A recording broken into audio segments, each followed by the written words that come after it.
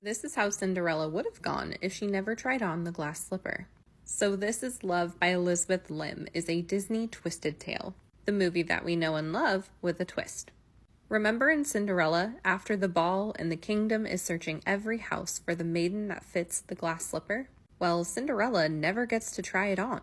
Lady Tremaine recognized her at the ball. She locked her away in her tower until the king's men had left. Then she literally sold Cinderella off. She was to be taken far away from the kingdom, to a place she could never know happiness. She was collected and thrown into a carriage at night, but not without a fight. Her loyal dog Bruno attacked the captor when he heard Cinderella's cries for help. In a panic trying to get away from this crazy dog, the captor threw Cinderella into the carriage and didn't shut the door properly. She managed to escape and tumbled out into the road. The carriage kept going. For the first time in her life, she was free. But Cinderella and Bruno had nowhere to go. They made it to town and ended up sleeping under the overhang of a shop. When she woke, Bruno had found someone to help.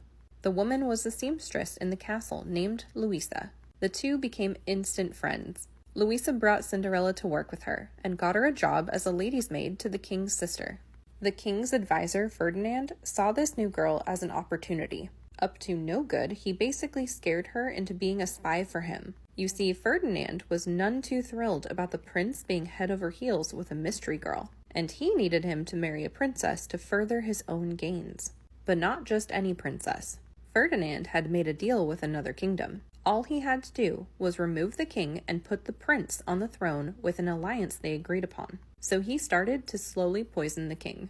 Ferdinand convinced the king that the prince's mystery girl from the ball never showed back up, that the kingdom needed to secure its succession to the throne. And since his health was deteriorating, they decided to throw another ball. Cinderella attended the ball as a servant and caught the prince's attention. The next day, he found her in the hall and confessed his love. He didn't care that she was a commoner or a servant. He just wanted them to be together. Cinderella didn't want to hide anything from him, so she told him about the fairy godmother, the magic, everything. He believed her and accepted her. The very next day, the prince was going to introduce her to the king, but Ferdinand was waiting. He had overheard them in the hall. When the prince went into his father's rooms, Ferdinand grabbed Cinderella and threw her in the dungeon. He then gave a forged note to the prince from Cinderella, saying she had second thoughts about marrying him. The prince went to his aunt and told her everything. How her lady's maid was his mystery girl from the ball, and when he finally found her again, she up and left. But his aunt wasn't buying any of this, so they started putting together the pieces. Meanwhile, Ferdinand thought he got away with the perfect crime. He went down into the dungeon where Cinderella was and boasted. He confessed all of his plans. Once he was gone and Cinderella felt more alone than ever, her good friend Louisa and her loyal dog Bruno came to her rescue. Enlisted by the prince's aunt, they had found documents that Ferdinand left behind, all with incriminating evidence. They released Cinderella, and as they were running out the door, they ran straight into Ferdinand.